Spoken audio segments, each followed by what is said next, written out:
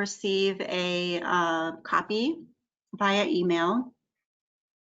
Also, I attached a copy of the PowerPoint if you'd like a copy. So it's under the handouts section. If you cannot find that, shoot me an email. I can also, send that to you. All right. Any questions before we get started?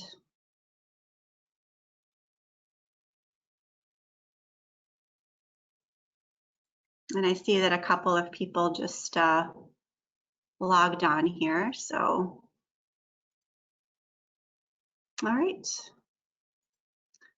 In that case, let's get started. So first of all, I thought, when we're talking about dissertations or dissertation research, generally we talk about like sort of the literature review process, right? So either if we're in the pre-proposal stage where we're still sort of developing our topic or research question up to like when we're actually doing the literature review sort of chapter for our dissertation, I thought it would be helpful to review what makes an effective literature review, because this also informs sort of how we do research and sort of what we're looking for or what we should be looking for as we research. So we'll just kind of review this really quickly. So basically, a literature review is a comprehensive or up-to-date overview, right, of the principal research of this topic that you're studying. Oftentimes people sort of talk about it as like a framework, right, for your dissertation.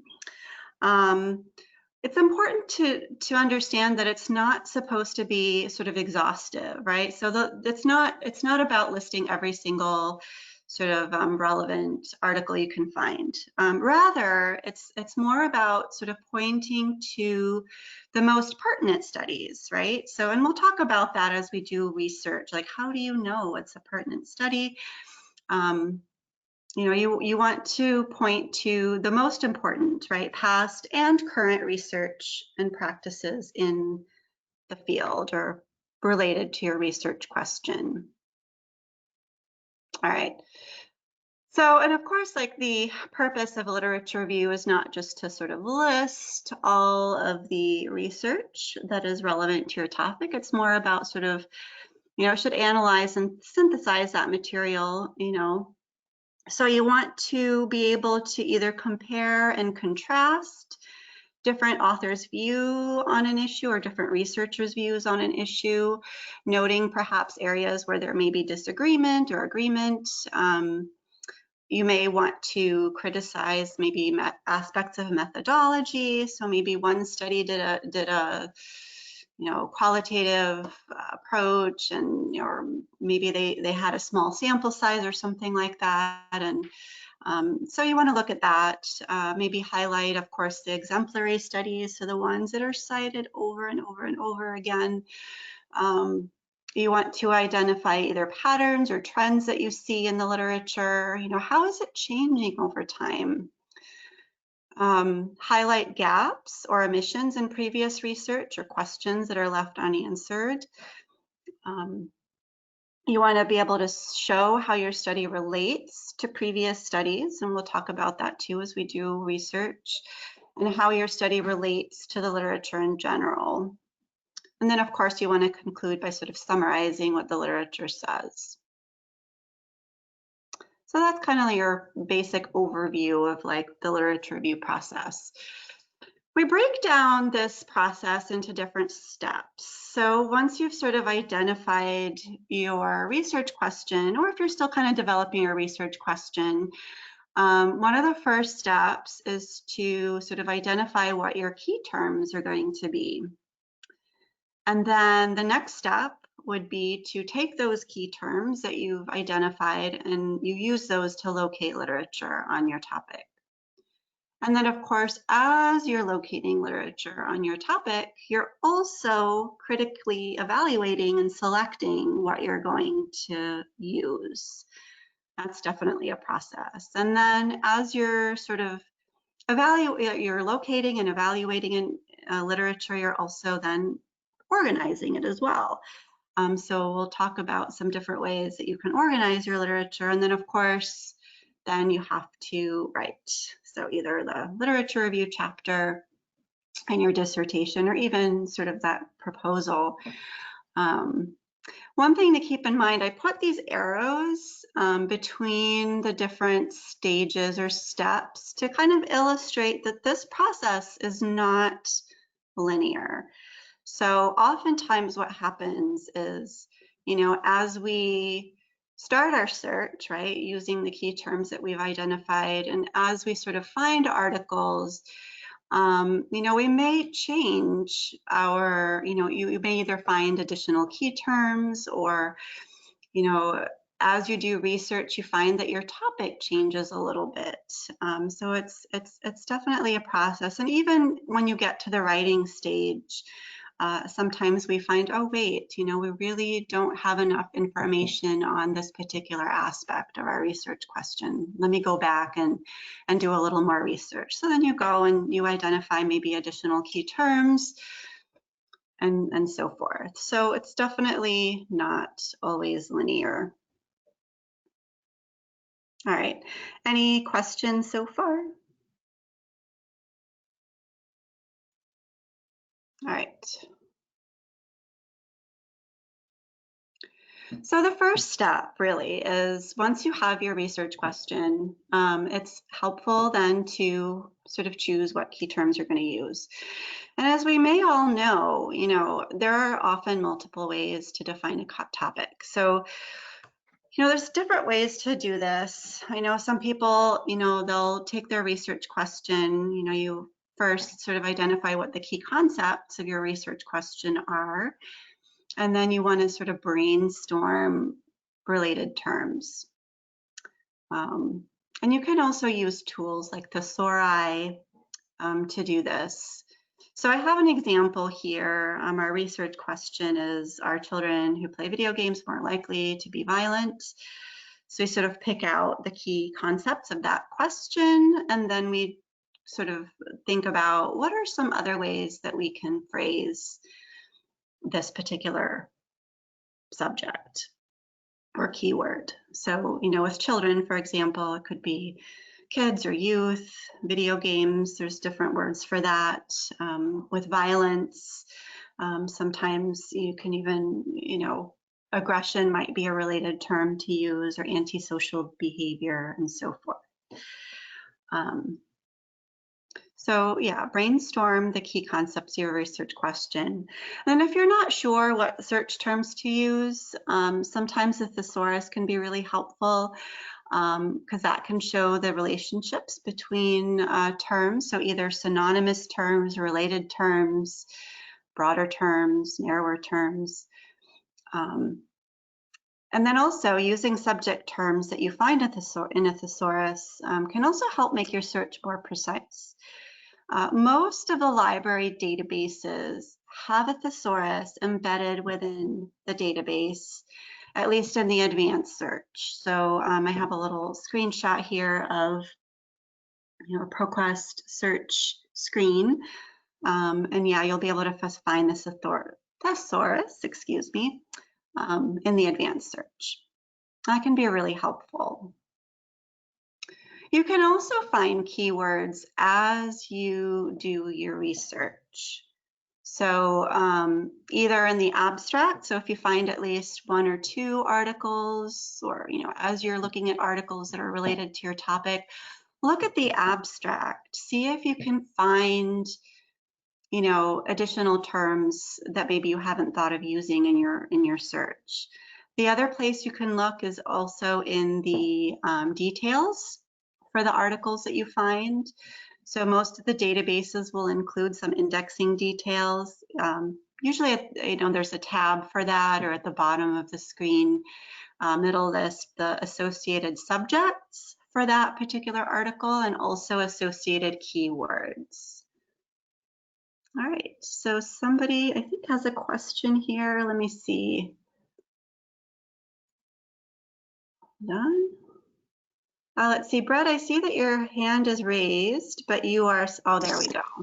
Hi. Yes. Do you have a question? Yes. Hi. Yeah, just really quick question going back to the previous slide about built-in thesaurus in Yes. the advanced search. So is that something that we have to invoke by clicking on that? Can you just explain a little bit more about how that Yeah, of course. assists us in the search?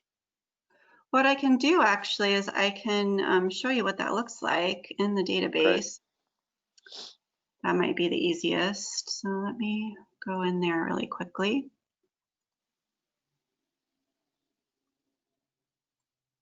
All right.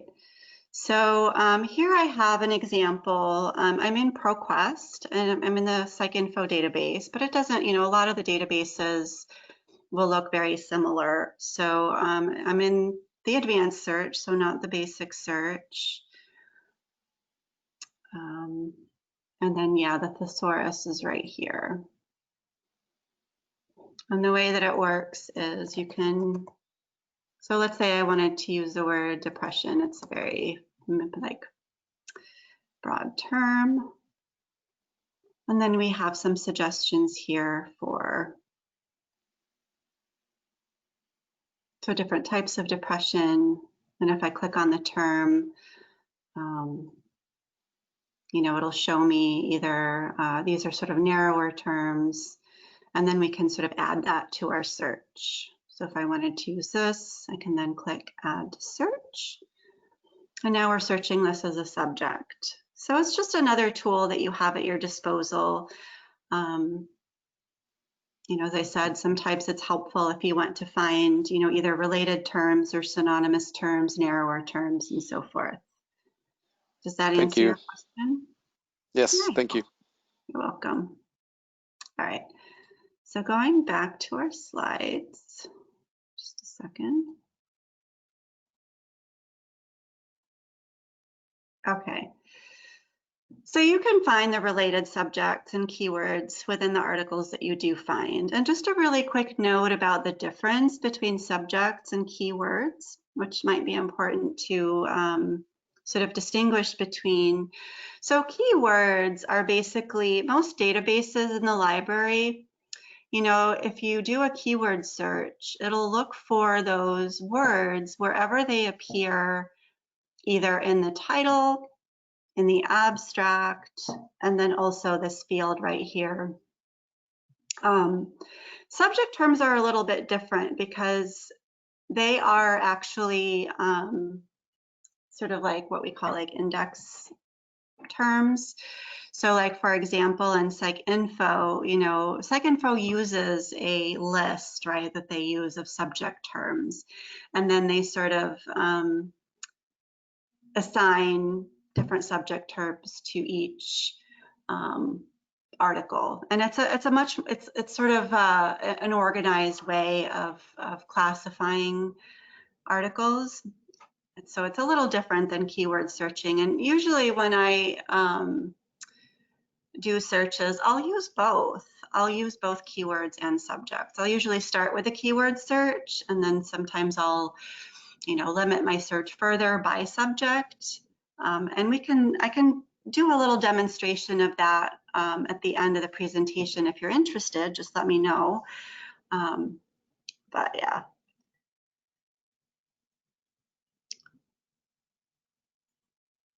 So that's basically how you would identify your key terms. So, and oftentimes, as I said, even if we like sit down and brainstorm all the different sort of key terms that are related to our research question, oftentimes I will find additional key terms as I do my research. All right. Well, maybe I have another question here. So can you explain the difference between subject terms and keywords a little more? So again, like as I sort of mentioned, the key terms are just sort of the words as they appear, in the article. So either in the title or the abstract, whereas subject terms, they're sort of more controlled sort of vocabulary. So let me show you really quickly. I'm going to go back to the advanced search in PsycInfo. So if we use, like, for example, the subject term major depression, so this is not a keyword, right, because we picked it from the thesaurus, it's a subject term, and we click search, you'll notice we have about, 122,000 results. So those are all, but the thing is that all of these are sort of filed under this concept, right, of major depression. It may not actually, always use the word major depression as a phrase, like it may not appear. I mean, it does appear here in the title, but there may be some other ones that, like this one, for example. Major depression is not listed anywhere as a keyword, right? It's not anywhere in the title or the abstract, but it's listed under this as a subject. Does that make sense? And then the other thing that I wanted to show you, which is, so let's say we wanted to put depression as a keyword, and treatment is another keyword, and this is like really too broad, right? But let's go ahead and do it anyway. Just want to show you a feature. I was talking about earlier about how I sometimes start my search using keywords, and then I will sort of limit my search by subject, which is a really great way to do research in the databases, and not just PsycInfo, but a lot of different databases have this feature. So I started my search somewhat broad. I mean, this is really too broad, right? I have 100,000 results, but if I scroll down, you'll notice that there's lots of different ways that you can limit it, but one of them is by subject. So if you click on that drop-down menu and then click more, what that does is it sort of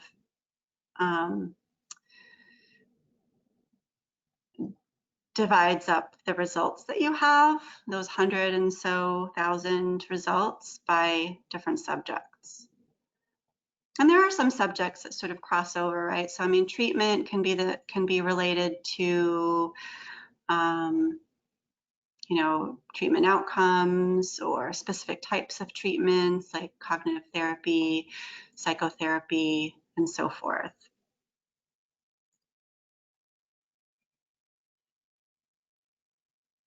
All right, so that narrows it down quite a bit. And then I can always narrow it further. So I've got 18,000 results, still too much. I'd probably have to add additional keywords or narrow it down further by subject. All right, great. So hopefully, oops. All right. Did everybody see that demonstration in the database? Now I'm not sure if I paused it or not. Yes, okay, great.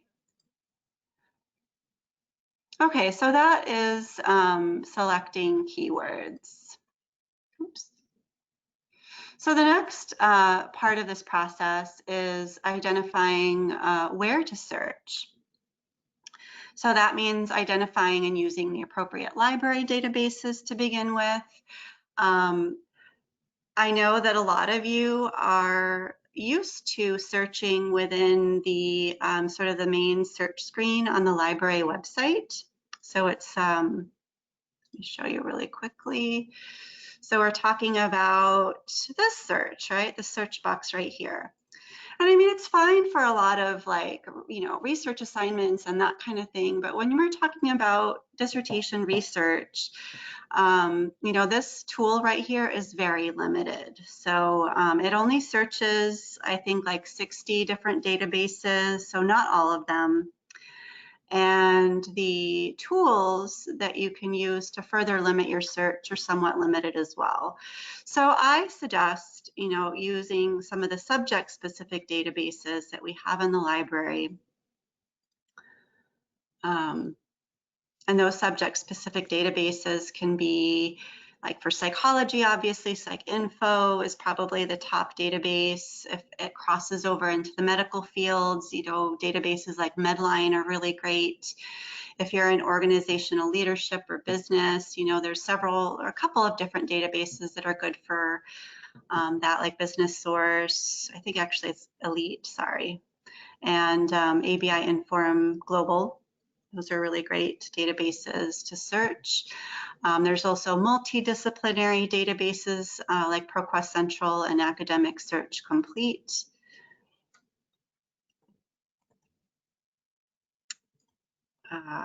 Yes, and yes, all of those databases are free.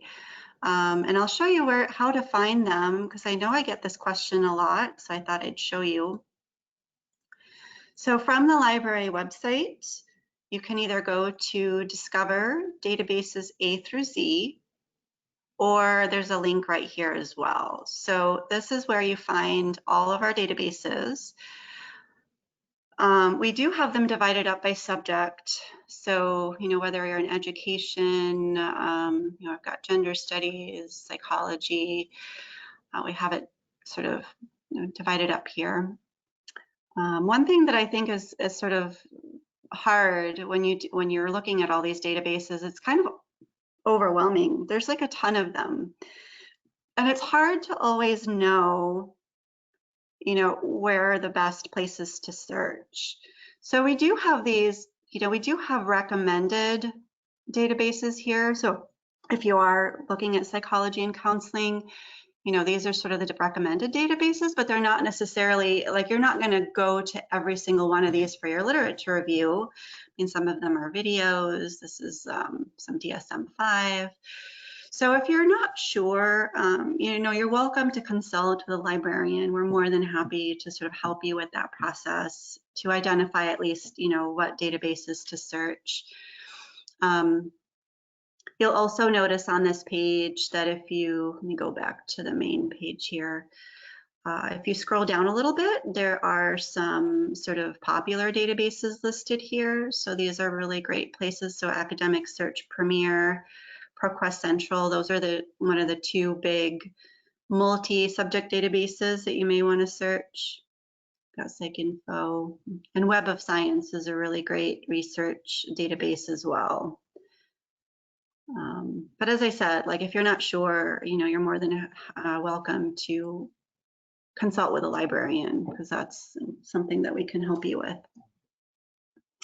All right, so you want to identify and use, you know, the appropriate databases, the ones that are relevant to your topic. You want to look at some multidisciplinary databases as well.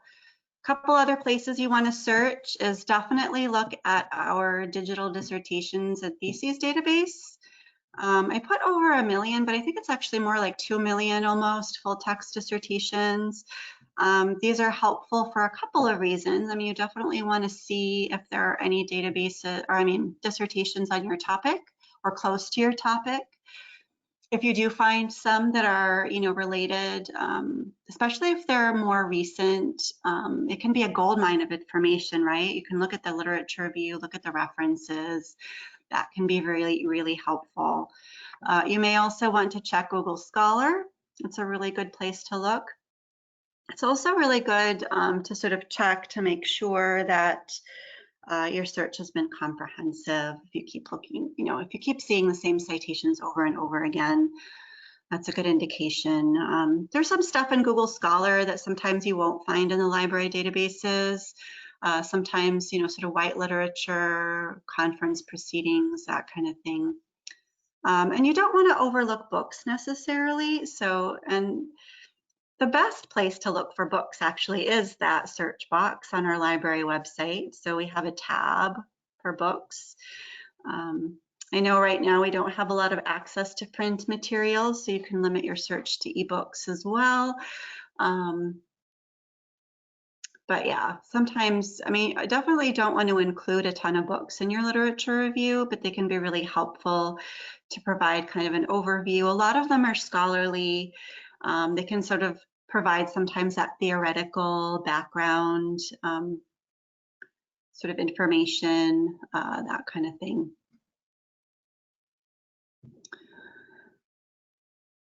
You don't want to restrict your search to full text articles either. You may be used to doing that for your assignments, but keep in mind that a lot of the publications that we have in our databases are sort of embargoed. So that means maybe the last sort of 6 to 18 months of the articles are not available full text, or we may not have a subscription to that particular publication. So it's really important to make sure that, you know, when you're doing your searches or performing your searches in the library, don't ever click that full text box for your literature review. And you may be wondering, okay, well, if I do that, like, how do I get these articles? And that's why we have interlibrary loan services. So it's to obtain articles that you cannot find online. And we do have a link to our interlibrary loan services. It's sort of embedded actually within the databases. So if you ever run across an article that you want to view, there should be a link there where it says, like, you know, 360 or click to find full text. And then there's a link where you can request that item through interlibrary loan if it's not available full text.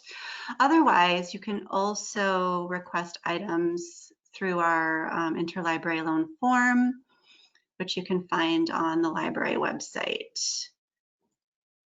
I'll show you really quickly where that's located. So you can find it under My Accounts and then Interlibrary Loan. All right.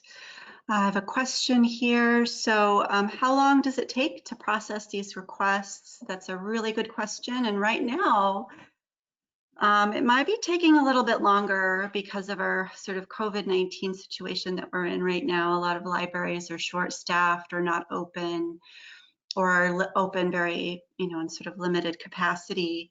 But generally speaking, we get those requests in within, like, I would say a couple days, up to about a week. And don't panic if it takes a little longer than that as well. So you can always log into your account and see what the status is of your request.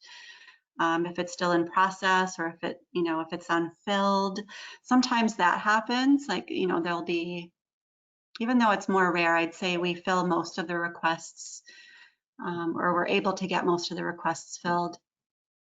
But if you do get something that goes unfilled, so, you know, we're not able to get it for you, you can always email us too, just to confirm, you know, maybe we can double check that for you. But I would say the majority of items, you know, we can get the majority of items. So it's either articles, book chapters. Now with books, like physical books, if you are located at a campus location, and this is once we are open again, you may be able to request books. If you're an online student, unfortunately, there's no way for us to, like, get it to you unless you can actually physically visit the campus. All right. I have another question here. Is it possible to set up alerts when new research is published? Actually, I'll cover that in a minute. So yes, you can create alerts. So let's go ahead. I'm going to go back to slide here. Okay, so any questions about interlibrary loan? I hope that covers it.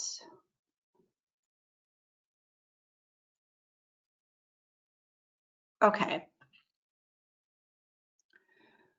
So as you're locating literature, you may be aware that there are some features that you can use, sort of advanced search features you could use.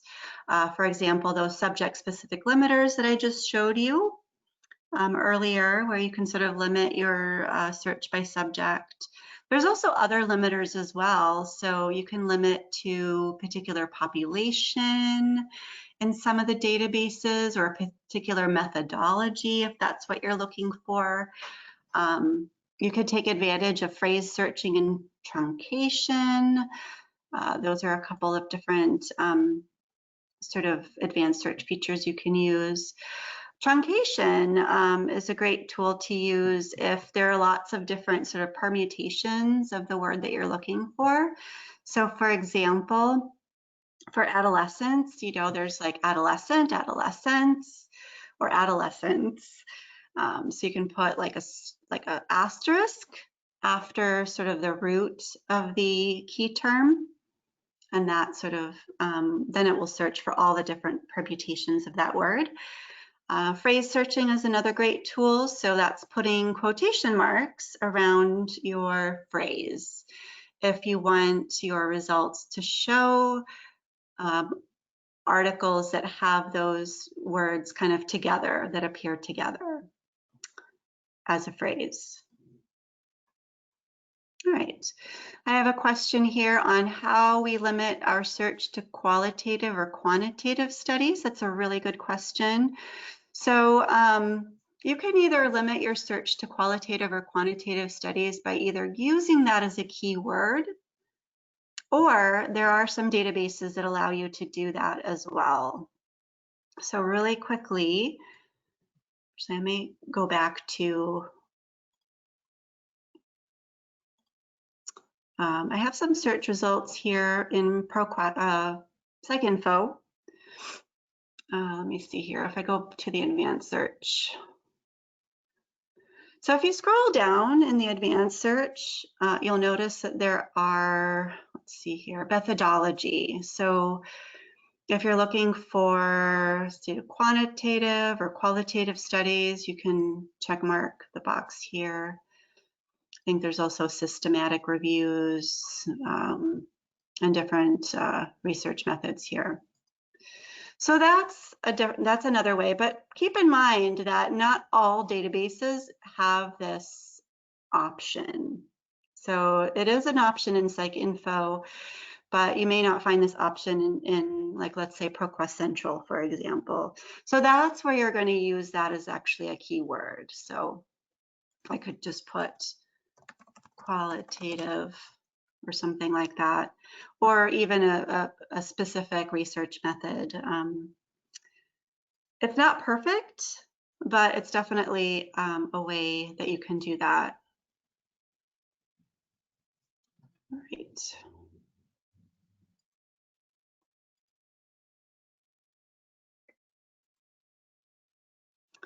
All right, so does that answer your question? Okay. Yes, okay, great. All right, another way or another sort of method that we use as we're locating literature for our dissertation is we take advantage of what we call citation chaining and bibliographic mining. You have also heard it maybe as like referred to as pearl growing or chain searching or citation mining. But they kind of fall into two different categories. So it's either backwards searching or forward citation searching. So with backwards reference searching, you're basically looking at the references, right, for the articles that you find. So especially for those articles that are the most relevant or pertinent to your topic, you want to look at the references for that, or the works cited for that article. And what that helps us do is it helps us to learn more about the development of knowledge on that topic.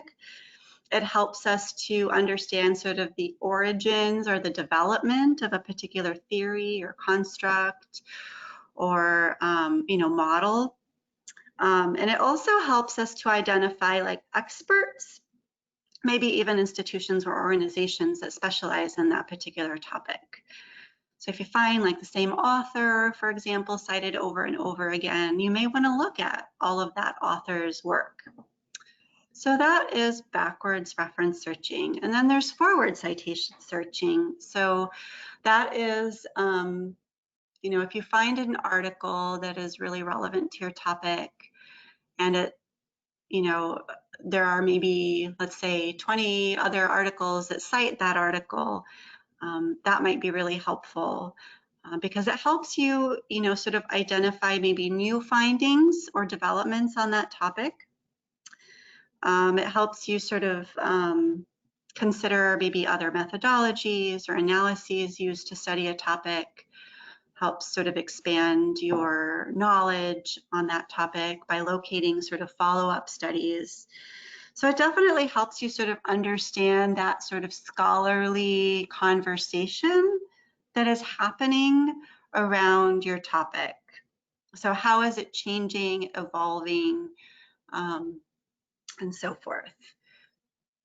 And this is kind of how it looks in our databases. So not all databases will list this information, but most of them do. So you'll see, you know, as you sort of do your research, you'll see where it says cited by and then references. And oftentimes these are hyperlinked. So you can actually go ahead and click on it and see all of the studies that cited that study and so forth. Something to keep in mind too, you know, we talked earlier about, you know, how to identify sort of what are the most important or pertinent research studies that are associated with your topic. And certainly one of the ways that we sort of determine that is, you know, how many other studies point to it. So, you know, this study, for example, I think it was published in 2013, right? And since then it was cited by 32 other studies. So, I mean, definitely had an impact, right, on that particular topic area.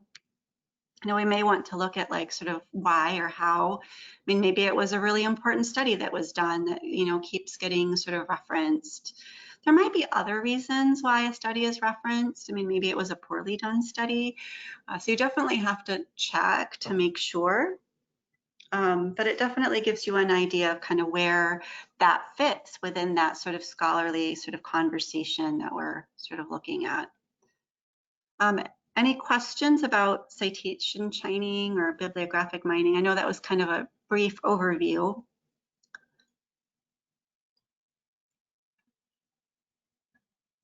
All right.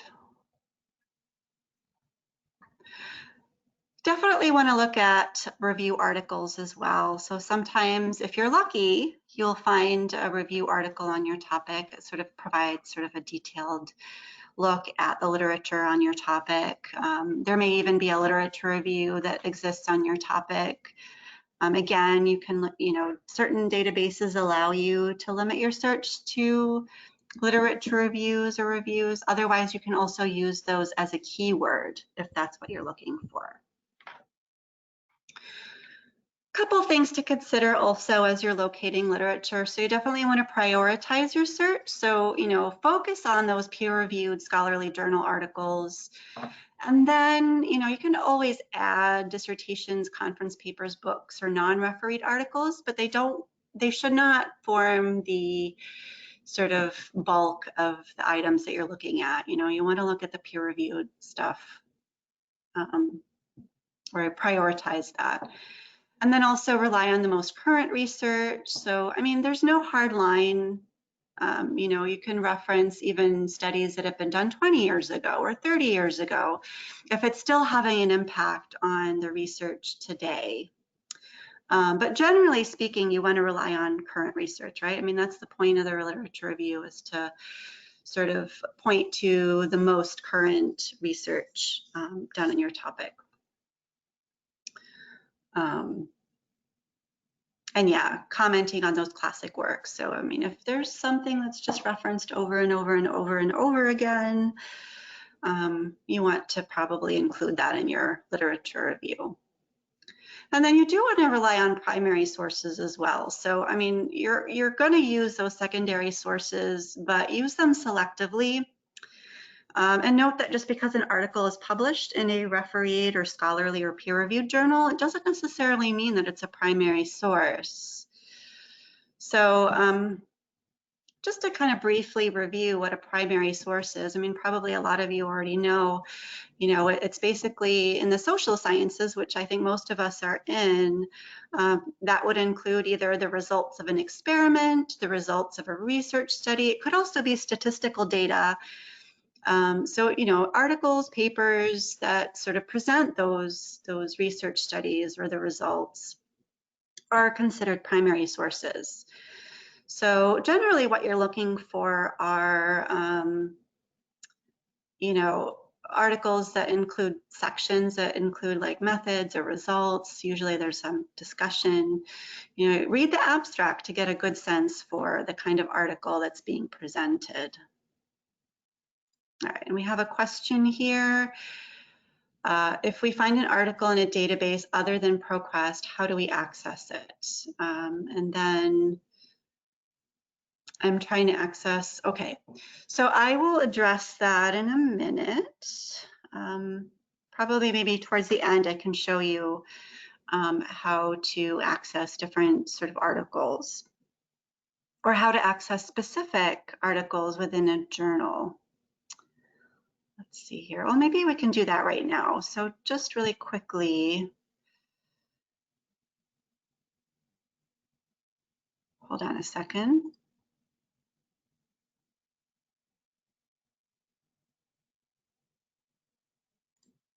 To find this international journal. Okay.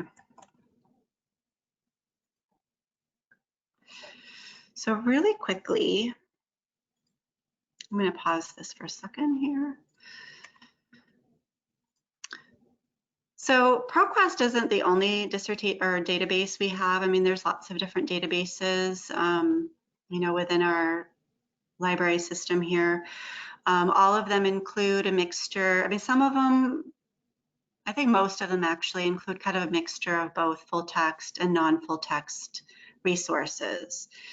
So as I mentioned, like if it is a full text article, it should just give you a link, right, where you can access that article.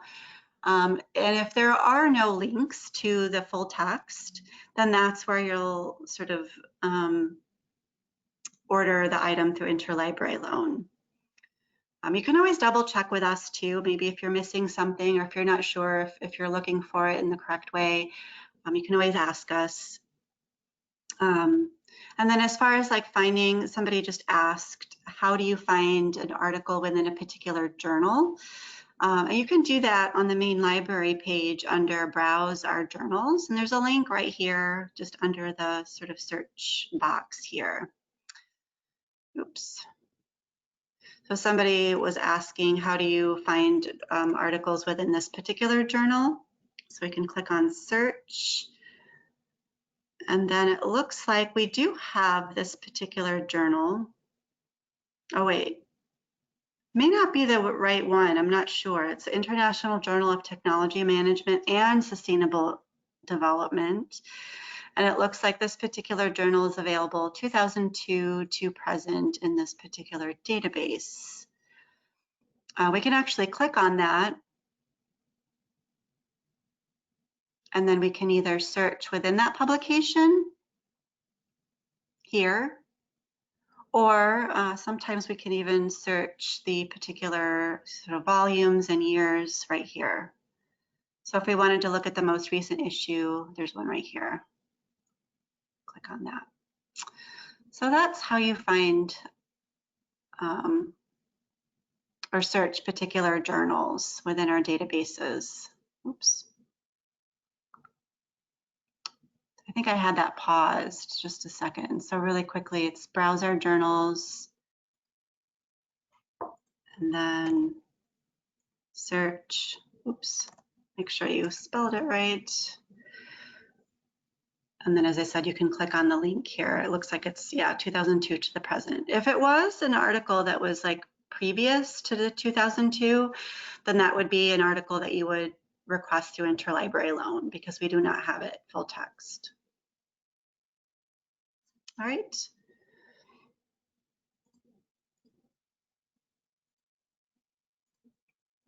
All right, so I'm going to kind of move this along since we're kind of getting towards the top of the hour here. Hopefully that answered your question, but I'll stick around at the end in case you have further questions on that. So generally speaking, with primary sources, you want to look at the abstract, right? So it kind of tells you what the purpose of the article is. In this case, the purpose is to review different research on this topic. So it's not a primary source, right? This is a review article. Here's another example that I found. So this particular article talks about a particular research study that has been done and talks about the methods, the results, the conclusion. So this would be considered a primary source, right? This talks about the results of an original research study. So these are the types of articles that you want to sort of prioritize in your searches, right? Some other things that you may want to do as you sort of evaluate and select literature is you want to sort of start from new to old or general to specific, right? To kind of help you develop an understanding of the interrelationships of research on your topic. You may want to also note the quality of the journal. So look at the publisher, you know, and know maybe what are the top journals in your field. And there's, you know, we can definitely help you with that. There's also, you know, websites that you can look at that list sort of what the top journals are within particular fields. You can even look at the journal's impact factor. It's not necessary, but it's sort of helpful to identify what some really top journals are in your topic. You know, if your literature review is sort of filled with very obscure, you know, non-refereed journals, I mean, you don't want to do that, right? I mean, we want to include quality resources in your literature review. All right. So I have another question here, I think. Hold on a second. Let's see. Kara, did you have a question? I see that your hand has been raised. Oh, yeah, but you already answered it. I sent it Oh, via the chat. okay, super. It was about. Oh, okay. Got it. Thank you. So yeah, look at the quality of the journal, look at the output of the author, so the author's credentials, past writings, experience. You know, as you read and become more informed on a topic, you'll probably need to go back and do more focused searches. So, you know, if you identify, for example, you know, an expert in the field, you may want to look at some additional articles that that sort of expert has written and so forth. And then I think all students kind of reach this point in their research where they're like, oh, I don't, you know, I've looked at so many different articles, look at so many different research studies, you know, how do I know that I'm done, right? Something that I think a lot of people ask. And I think this research checklist is really helpful for knowing if you've sort of reached the end of your sort of research, right? So you want to ask yourself, you know, have you searched all the databases in your subject area? Have you searched the top journals in your field, as we just discussed? Have you looked at Google Scholar? You know, have you looked at dissertations related to your topic? Did you look at review articles if they exist? Did you sort of review sort of the white literature on your topic? So that would be sort of the non-refereed, non-peer-reviewed articles. Have you used different keywords and subject terms? Have you done the citation chaining and bibliographic mining on your topic? Have you created an alert on your topic? And I know somebody just asked that question. And that's a really great way to keep up to date on your topic. So really briefly, I'll show you how to do that. You can do that in any of the databases. So if, for example, keep going back to PsycInfo because I have it sort of up on my screen here. But let's say that I do a search in a database that gives me very good results, right? So this is like, the results are really great on this topic. I mean, probably I'm just doing this for sort of demonstration purposes. I would probably want something a little narrower than this, right? This is a little bit too broad. But once we sort of settle on a really good set of results, you can create an alert in the database. So in ProQuest, it's right here under sort of Save Search Alert. You'll notice that once you click on that, you can sort of name it, select an email where you want those sent, and then you can schedule your alerts. So either, do you want your alerts to come in daily, weekly, monthly? How long do you want those searches to come to you? And then you click create. EBSCO is very similar to that as well. So, and if you have questions about how to do that, you're welcome to, ask a librarian as well about that. Let's see here, got a question here. Let's see, does somebody have their hand raised? I think, Kara, did you have your hand raised again? I'm not sure if. No, I didn't, sorry. Oh, okay, no problem. All right. Does anybody have a question about creating alerts? No, that was also very quick. So, all right. So yeah, have you created alerts on your topic in different databases? And then did you make sure that you're not checking the full text box? Have you used interlibrary loan services to obtain items that are not available full text in the library? And then this is a really important point too. Are you still finding new sources when you're changing your keywords or through citation chaining? Because like a really good indication of that you've sort of covered the literature is if you keep finding the same citations over and over again. It's a pretty good indication that you've kind of done your research pretty thoroughly. And then finally, have you consulted with other researchers in your field, or at least with your chair, to confirm that you've sort of covered the literature? And you can also check with us, with a librarian, and we can also kind of like take a look and see, okay, here we might have some suggestions for where else to search or other key terms you can use, or we can say, yeah, I think you've covered it pretty well. All right. So the next step would be to organize your literature as you search. And I'm not going to spend a lot of time on this. I mean, we have a webinar actually coming up on this topic that goes into a lot more detail. But generally speaking, you may want to look at like a citation manager, either RefWorks, EndNote, Zotero, Mendeley. Those are the sort of main citation managers out there. And what they allow you to do is to collect and organize and manage your references. So they help you to create bibliographies and different citation styles, including APA. You always want to check for accuracy though, because sometimes they do come with errors. It allows you to export references from different article databases. Wait, do we have somebody who's, sorry about that. I don't know where that's coming from. Okay. You also can generate in-text citations and bibliographies as you type your dissertation, which is a really great feature in these sort of citation managers.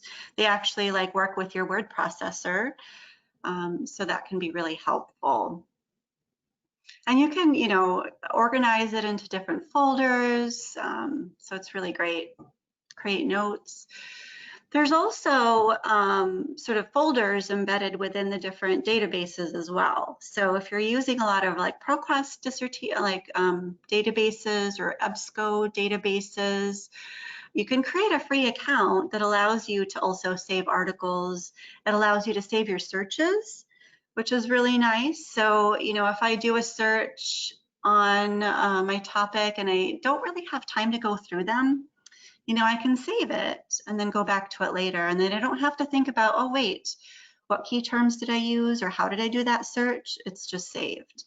You can also organize it into different folders, set search preferences, manage alerts, and so forth. And just so you know too, ProQuest, My Research, which is the sort of one of the accounts that you could create, also synchronizes with RefWorks.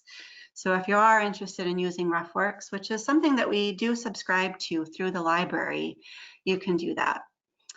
Just so you know, you can find RefWorks under the main library page under my accounts. So there's a RefWorks account right there.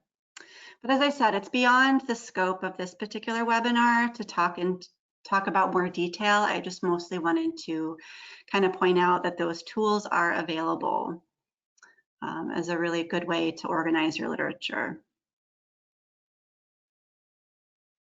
All right. And then once you have everything organized, obviously then it's time to write. And I just wanted to point to a couple of different resources that we have available. Obviously, the Writing Center is fantastic when it comes to the writing process.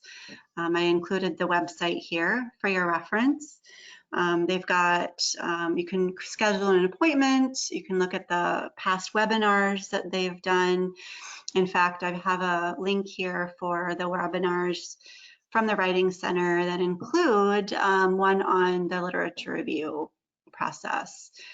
And then also in the library, we have a lot of different resources. We've got ebooks. These are just a few of them, but there are lots of different ebooks on the dissertation process, writing a literature review, and so forth.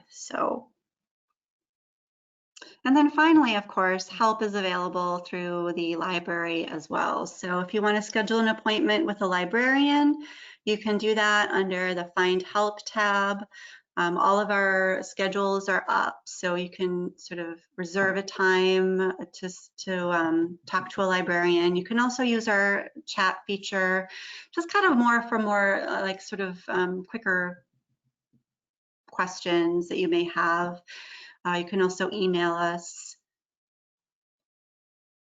All right. So I hope that was helpful. Does anyone have any questions?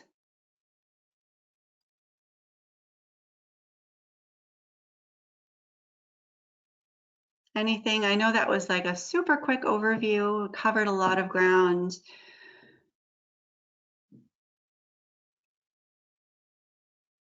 Great, I'm glad it was helpful.